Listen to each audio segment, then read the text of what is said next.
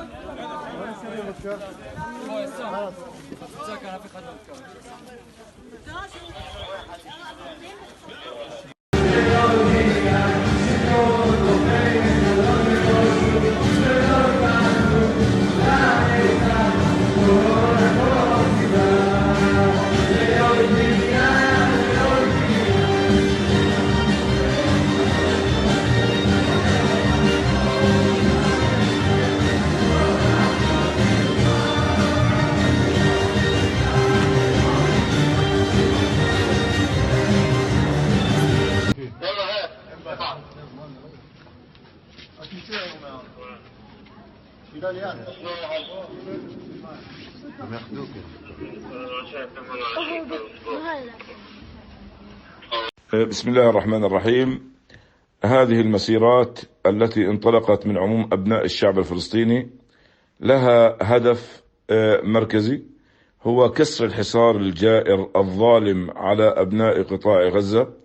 هذا الحصار من قبل الاحتلال الصهيوني ومن قبل الخونة الذين يعملون وفق أجندات صهيونية ويعملون مع الاحتلال.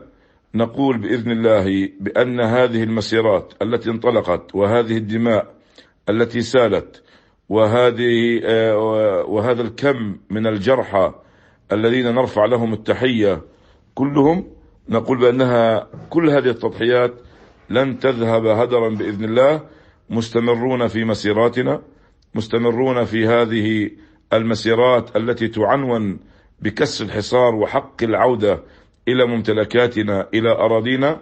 ففلسطين كانت وما زالت وستبقى ملك لنا بإذن الله، لا يمكن أن نفرط بها ولا أن نبيعها ولا أن نتخلى عنها، فإن حب الأوطان من الإيمان، وإن الدفاع عنها هي تجارة مع الخالق سبحانه وتعالى.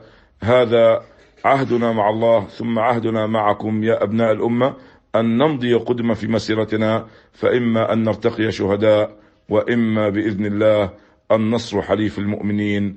ويقولون متى هو؟ قل عسى أن يكون قريبا.